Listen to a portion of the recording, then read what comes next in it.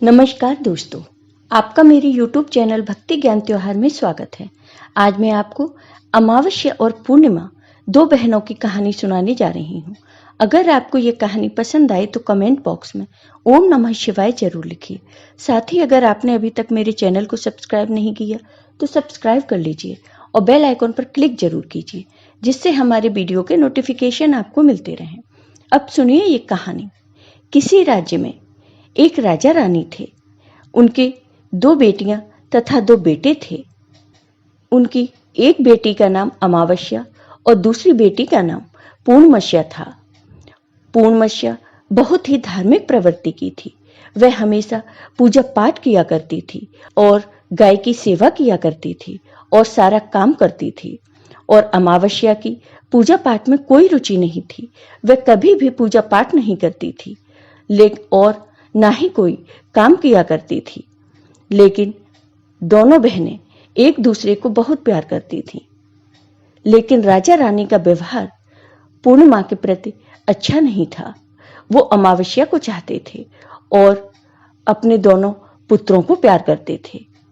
तो राजा रानी अपने पुत्र का ज्यादा ख्याल रखते थे। धीरे धीरे समय बीतता है और राजा रानी के बच्चे बड़े हो जाते हैं। राजा अपने बेटों का विवाह कर देते हैं और राजा की दोनों बेटियां भी बड़ी हो जाती हैं। फिर सब राजा से कहते हैं कि अब इनका विवाह कर दीजिए। राजा ने कहा, हाँ, विवाह तो करना ही है। तब रानी राजा से कहती हैं कि पूर्णमस्या का विवाह किसी बड़े घर में मत करना, क्योंकि इसे तो काम करना पसंद है, गाय की सेवा करना पसंद है, भजन कीर्तन और कथा कहानियां सुनना पसंद है, पूजा पाठ करना पसंद है। अगर यह बड़े घराने में गई तो ये सब नहीं कर पाएगी, इसलिए इसकी शादी किसी गरीब के घर में ही कर दीजिए। राजा ने कहा, ठीक है। और राजा पूर्णमस्या के लिए रिश्ता तलाशने लगे और अंत में राजा ने एक गरीब घर में पूर्णमस्या का विवाह तय कर दिया। तब रानी ने कहा, महाराज, अमावस्या भी तो विवाह के योग्य है, इसके लिए भी वर देखिए और दोनों बहनों का विवाह साथ साथ कर दीजिए। राजा ने उसी गांव के राजा के बेटे के साथ अमावस्या का विवाह तय कर दिया। राजा ने रानी को बताया तो वह बहुत खुश हुई और मन में सोचने लगी, अब देखते हैं कि पूर्णिमा गरीब के घर कैसे रहती है, बहुत पूजा पाठ करती है, देखते हैं इसके भगवान इसकी क्या मदद करते हैं। फिर समय आने पर राजा ने अपनी दोनों बेटियों का विवाह कर दिया। अमावस्या को बहुत धन दौलत दी, लेकिन पूर्णमस्या को कुछ भी नहीं दिया। पूर्णमस्या के भाई भाभियां उसे बहुत प्यार करते थे, क्योंकि वो अपनी भाभियों का काम में हाथ बटाती थी, लेकिन अमावस्या उन पर रौब जमाती थी। फिर अमावस्या और पूर्णमस्या दोनों अपनी अपनी ससुराल चली गईं। एक बार की बात है, अमावस्या ने अपने घर पर सिर्फ चर्चा रखी और उसने सबको बुलाया, लेकिन अपनी बहन पूर्णमस्या को नहीं बुलाया। पूर्णमस्या अपने दरवाजे पर बैठी थी तो गांव की औरतों ने कहा कि तुम्हारी बहन के घर सिर्फ चर्चा है, तुम नहीं जाओगे। तब पूर्णमस्या ने कहा, नहीं, मैं नहीं जा रही, क्योंकि मेरी बहन ने मुझे नहीं बुलाया तो मैं कैसे जा सकती हूँ। तब गांव की औरतों ने कहा कि नहीं बुलाया तो क्या हुआ, पूजा पाठ है, तुम चलो हमारे साथ। गांव की औरतों की बात मानकर पूर्णमस्या शिव चर्चा में चली गई। जब अमावस्या ने पूर्णमस्या को देखा तो वो गुस्से से बोली कि जब मैंने तुम्हें नहीं बुलाया तो तुम मेरे घर क्यों चली आई? अब आ ही गई हो तो चुपचाप एक जगह बैठी रहना, इधर उधर मत घूमना। उसने पूर्णमस्या की गरीबी का बहुत मजाक उड़ाया। पूर्णमस्या की आंखों से आंसू बहने लगे और वह भगवान शिव से प्रार्थना करने लगी, हे भगवान, मुझ पर आप कब कृपा करेंगे? आखिर मेरा कसूर ही क्या है? क्या पूजा पाठ करना, गाय की सेवा करना, काम करना गलत है? भगवान, अब मुझ पर रहम करो। इस तरह वो भगवान से विनती करती रही।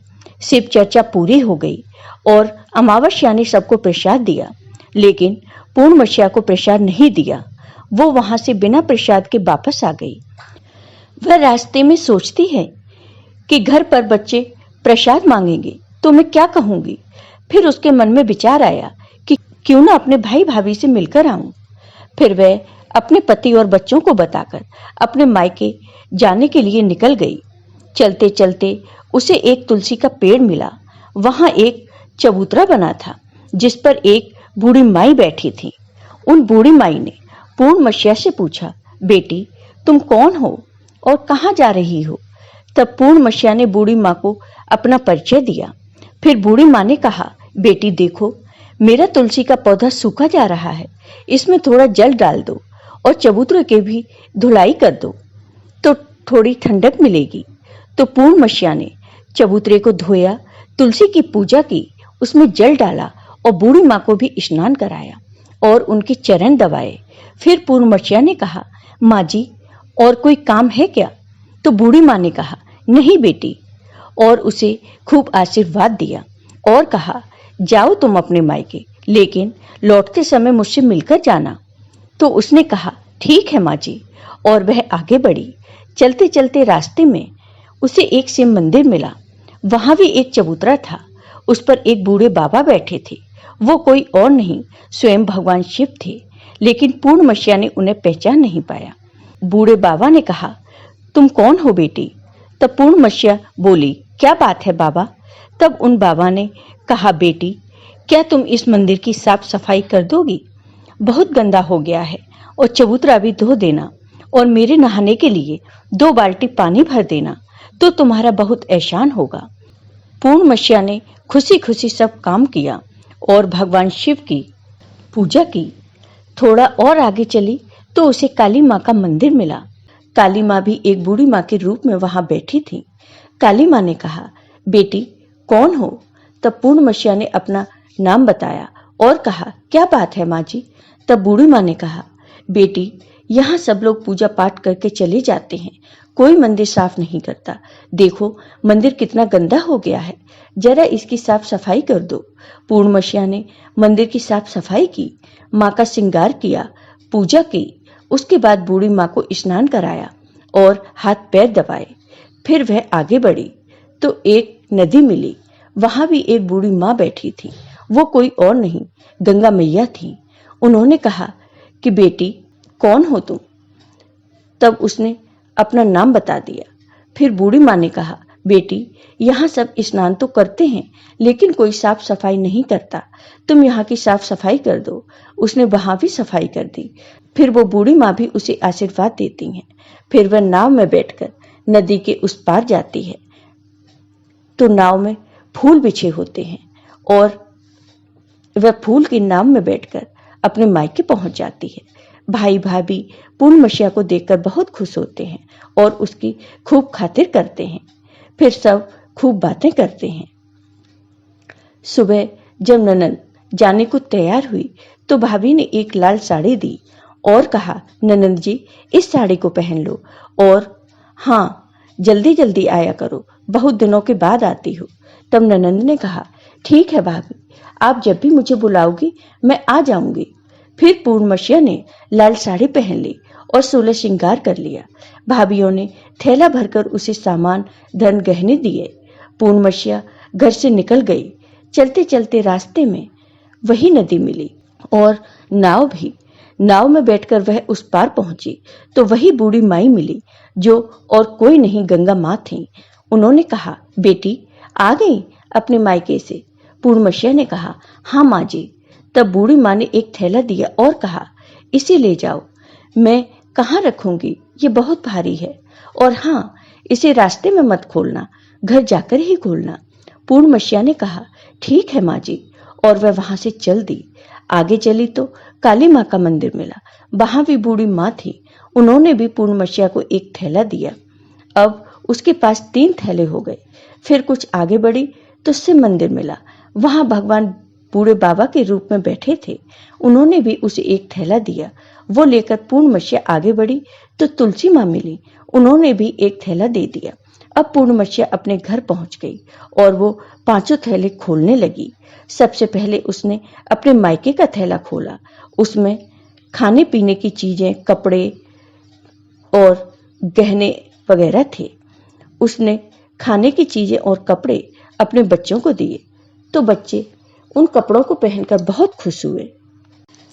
दूसरा थैला जो गंगा माँ ने दिया उसे खोला तो उसमें सोना चांदी भरा था। तीसरा थैला जो काली माँ ने दिया था उसमें 16 श्रृंगार भरा था। चौथा थैला जो भगवान शिव का था उसमें सब खुशियां थी, धन संपत्ति सब कुछ था। पांचवा थैला तुलसी माँ का, उसे खोला तो उसमें चावल गेहूं सब भरा था। अब पूर्णमशिया के घर किसी प्रकार की कोई कमी नहीं थी। धन संपत्ति अन्न धन भंडार से उसका घर भर गया। पूर्णमशिया खुशी खुशी रहने लगी। एक दिन पूर्णमशिया ने सोचा क्यों न मैं शिव चर्चा करवाऊं। फिर पूर्णमशिया ने शिव चर्चा रखी तो सबको बुलाया। वह अपनी बहन के घर भी गई बुलावा देने। जब अमावस्या अपनी बहन के घर चर्चा में आई तो उसने घर में धन दौलत देखकर आश्चर्यचकित रह गई। फिर अमावस्या ने पूछा कि तुम्हारे घर में इतना धन दौलत कैसे हो गया। तब पूर्णमशिया ने कहा, देखो बहन, तुमने चर्चा रखी तो मुझे नहीं बुलाया, फिर भी मैं बिना बुलाए तुम्हारे घर गई, लेकिन तुमने मुझे प्रसाद नहीं दिया। फिर तुम्हारे घर से आने के बाद मैं मायके चली गई। फिर सब बात उसने अमावस्या को बता दी।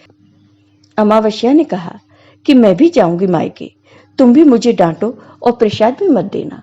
लेकिन पूर्णिमा ने कहा कि भगवान का प्रसाद है, मैं तो सबको दूंगी। लेकिन अमावस्या ने प्रसाद नहीं लिया और अपने घर जाकर बच्चों से कहकर अपने मायके के लिए चल दी। चलते चलते तुलसी माँ मिली।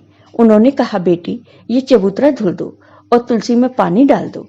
तो अमावस्या कहती है, ए बुढ़िया, मैंने इतनी महंगी साड़ी पहन रखी है, ये गंदी हो जाएगी, मैं कुछ नहीं करूंगी। आगे चलकर भगवान शिव जी मिले तो उनसे भी उसने ऐसे ही कह दिया। उससे आगे काली माँ मिली तो उनसे भी यही कह दिया। फिर गंगा मैया मिली तो उनसे भी ऐसे ही कह दिया। फिर वह नाव में बैठी तो नाव में कांटे थे जो उसके पैर में चुभ गए। फिर वह अपने मायके पहुंच गई। जब उनकी भाभियों ने देखा तो कहा, ये कहां से आ गई। अरे पूर्णमशिया के पास तो कुछ नहीं था, इसलिए उसे सब कुछ दिया, लेकिन ये यहाँ क्यों आई है। कोई बात नहीं, अब आ ही गई है तो बैठो, ये तो कुछ काम करवाएगी नहीं। बेचारी पूर्णमशिया तो सारा काम करवाती है। अमावस्या खाना खाकर सो गई। सुबह हुई तो अमावस्या ने कहा, भाभी हम जा रहे हैं। तो भाभी ने कहा, ठीक है। तब अमावस्या ने कहा, भाभी पूर्णमशिया को तो आपने थैला दिया, मुझे कुछ नहीं। तो भाभी ने कहा, जाओ तुम्हारे घर थैला पहुंच जाएगा। फिर अमावस्या चल दी तो गंगा मैया मिली। गंगा माँ ने कहा, आ गई बेटी। तो उसने कहा, आपने पूर्णमशिया को थैला दिया, मुझे कुछ नहीं दोगी। तो गंगा मैया ने कहा, ठीक है जाओ बेटी, हम घर भिजवा देंगे। ऐसे ही काली माँ, भगवान शिव और तुलसी माता ने भी कह दिया। जब वह घर पहुंची तो उसके आंगन में 5 थैले रखे थे। जब अमावस्या 5 थैले खोलती है तो किसी में मिट्टी, किसी में ईंट पत्थर, किसी में सांप बिच्छू थे। उसने अपना माथा पीट लिया और कहा, हे भगवान, हमें मायके में भी कुछ नहीं मिला और इधर भी कुछ नहीं मिला। फिर अमावस्या दौड़कर पूर्णमशिया के पास जाती है और कहती है कि तुझे इतना सब मिला, मुझे कुछ भी नहीं। तब पूर्णमशिया ने कहा, मैं मायके जाती हूँ तो भाभीियों के साथ काम करवाती हूँ, और तुमने तो भाभी की कभी भी मदद नहीं की, तो भाभी तुमको क्या देती। गंगा माँ को तुमने ठुकरा दिया, शिव जी, काली माँ, तुलसी माँ, सबको तुमने ठुकरा दिया, इसलिए भगवान ने तुम्हें कुछ नहीं दिया। तब अमावस्या कहती है, बहन मुझे माफ कर दो, मैंने सदा तुम पे अत्याचार किया, लेकिन इसमें मेरा कोई कसूर नहीं था। मुझे भी बताओ, अभी मुझे नहीं मिला, लेकिन मैं भक्ति करके सब प्राप्त कर लूंगी। तब पूर्णमशिया ने कहा कि बहन देखो, 3 सूत्र का ज्ञान ले लो। पहले सूत्र में दया मांगना, दूसरे सूत्र में चर्चा करना और तीसरे सूत्र में 108 बार ओम नमः शिवाय का जाप करना। बहन, भगवान ने जो 3 सूत्र दिए हैं वो प्रसाद के रूप में स्वीकार कर लेना और हृदय में बसाना। मैंने सच्चे मन से भगवान का पूजा पाठ किया, सबकी मदद की, सबका काम किया, इसलिए मुझे सब कुछ मिला और तुम्हारे पास जो भी था वो भी खत्म हो गया। तब अमावस्या अपने घर गई और वह पूजा पाठ करने लगी और भगवान शिव से माफी मांगने लगी। जय हो भगवान शिव की। आपको ये वीडियो पसंद आया हो तो कमेंट बॉक्स में कमेंट करके जरूर बताइए। साथ ही मेरे वीडियो को ज़्यादा से ज़्यादा शेयर करिए। धन्यवाद।